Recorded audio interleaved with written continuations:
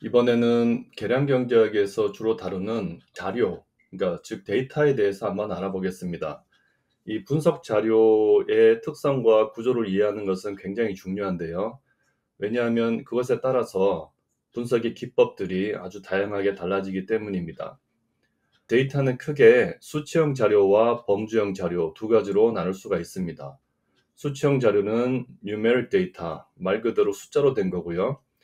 범주형 자료는 남성, 여성, 국내, 해외 이런 것과 같이 어, 그 카테고리로 이제 분류되는 그런 categorical 데이터를 말합니다. 사실 이것은 숫자로 표현할 수는 있지만 그 숫자라는 것이 어떤 그 크기의 그러니까 수치적 의미를 가지지는 않는 거죠.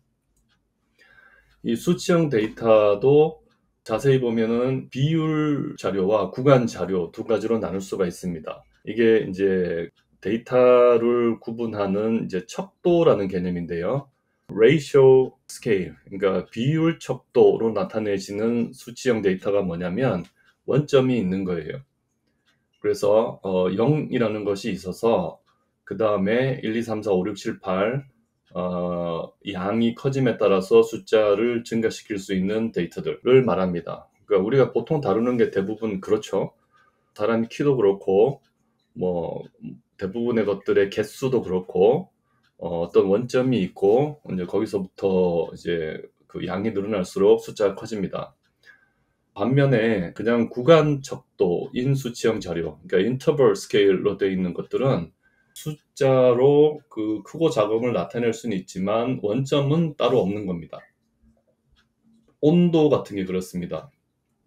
우리가 이제 임의로 섭씨 0도라는 이제 어떤 수준의 온도를 섭씨 0도라고 표현은 하지만 그것이 온도가 없는 상태는 아니잖아요. 그러니까 화씨로 나타내면은 또 숫자가 달라지죠. 이렇게 숫자로 그 크기를 나타낼 수 있지만 원점이 없는 데이터를 이제 구간 척도 자료라고 합니다. 요 두 가지를 이제 구분하는 게 일단 좀 중요하고요. 두 번째로 이제 범주형 자료로 가면 어떤 그룹을 또는 집단을 구분하는 자료이긴 한데 이것도 자세히 보면은 순서 척도와 명목 척도 두 가지 유형으로 나뉩니다. 그러니까 순서 척도는 이제 ordinal scale이라고 하는데 그 그룹 간에 어떤 그 순서적인 의미가 있는 거예요. 그래서 경제적인 수준에 따라서 선진국, 개발도상국 뭐 이렇게 나눈다든지 학력에 따라서 뭐 대졸, 고졸, 중졸 이런 식으로 나눈다든지 하면은 그것이 어떤 순서적 의미를 가지게 되죠.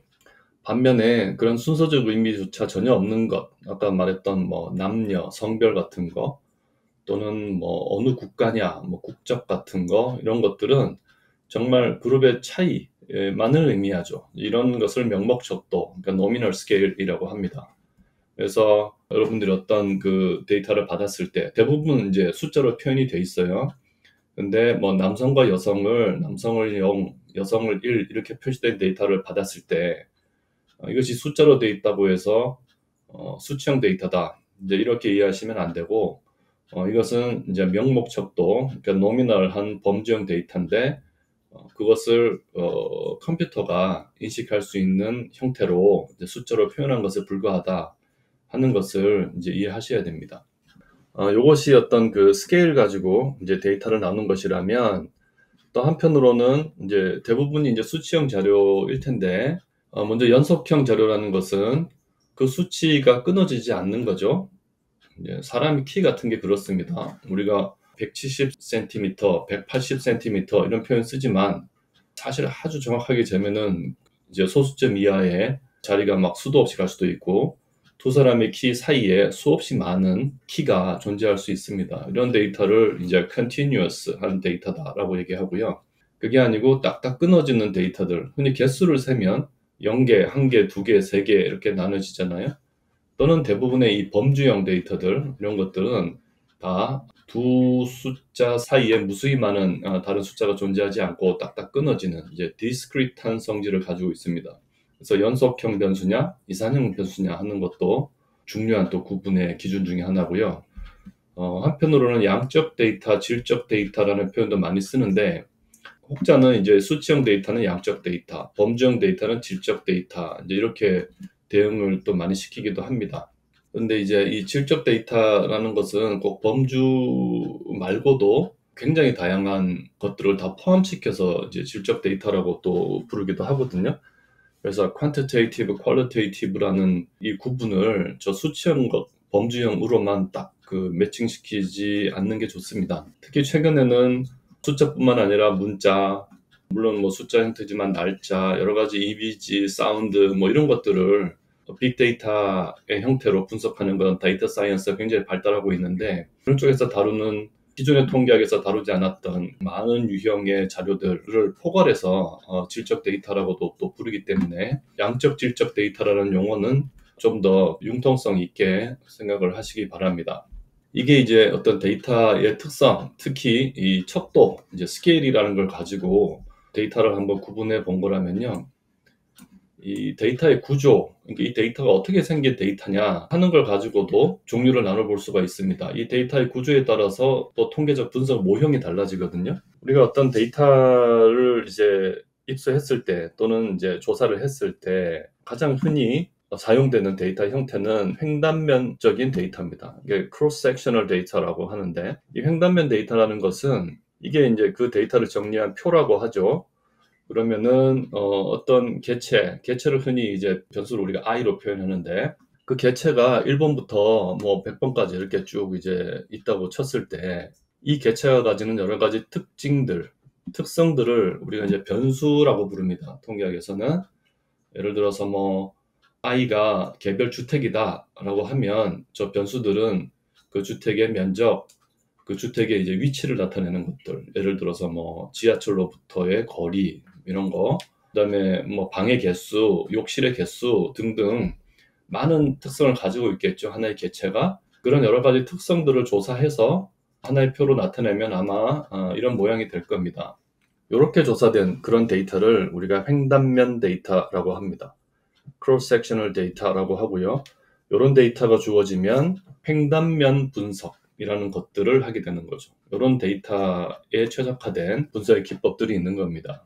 근데 그게 아니고 시계열 데이터라는 것도 존재합니다. time series data라고 하는데, 이것은 시점에 따라서 똑같은 변수를 여러 번 측정한 겁니다.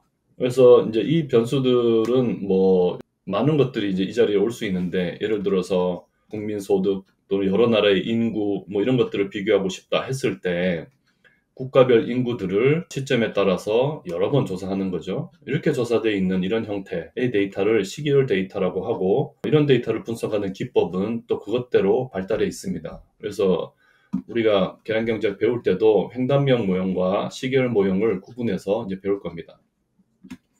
근데 한편으로는 이런 이제 횡단면 데이터를 여러 시점에 걸쳐서 여러 번 조사할 수 있겠죠. 그렇게 되면은 앞에서 본 것 같은 이 표가 여러 시점에 따라서 여러 장 이렇게 만들어질 겁니다. 또는 이런 시계열 데이터를 여러 개체에 대해서 조사할 수 있을 거예요. 한 개체에 대해서만 조사하는 게 아니고 다수의 개체에 대해서 이 특성들을 조사할 수 있겠죠.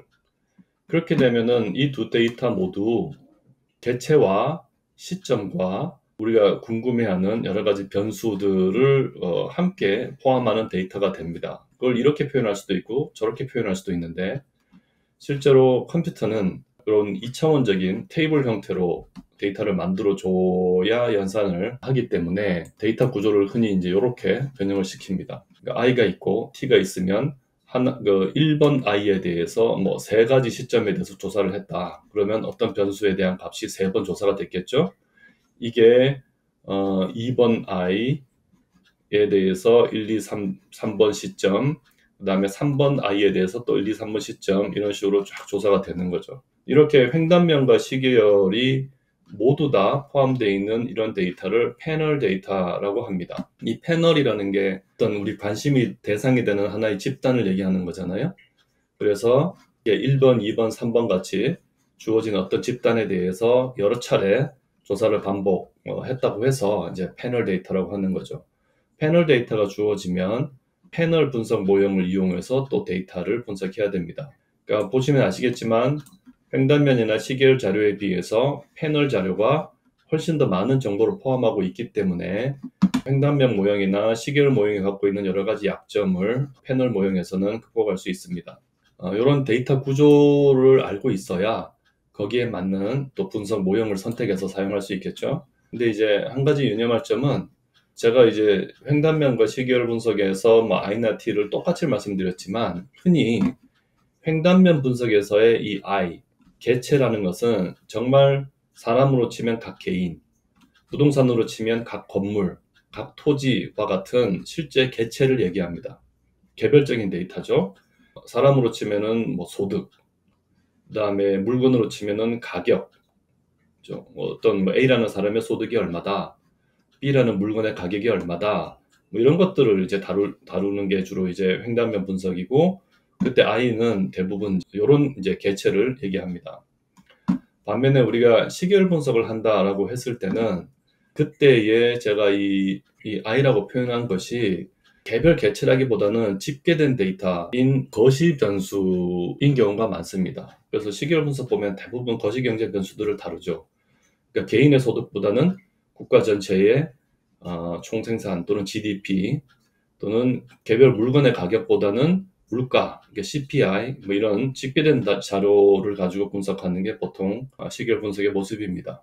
그에 비해서 패널 데이터는 이런 횡단면 자료를 여러 차례 이제 조사를 한, 그래서 개별 개체를 다루는 패널 자료도 있고, 그 다음에 뭐 여러 국가의 데이터, 그러니까 거시 변수를 다루는 그런 패널 데이터도 있고 뭐 그렇습니다. 그래서 이 데이터 구조에 따라서 전형적인 데이터 특성의 차이가 있는데, 횡단면 분석은 개체에 대해서 주로 다루고, 시계열 분석은 거시 변수를 주로 다루고, 패널 분석은 그 두 가지 모두를 다룬다. 이렇게 이해를 하시면 되겠습니다.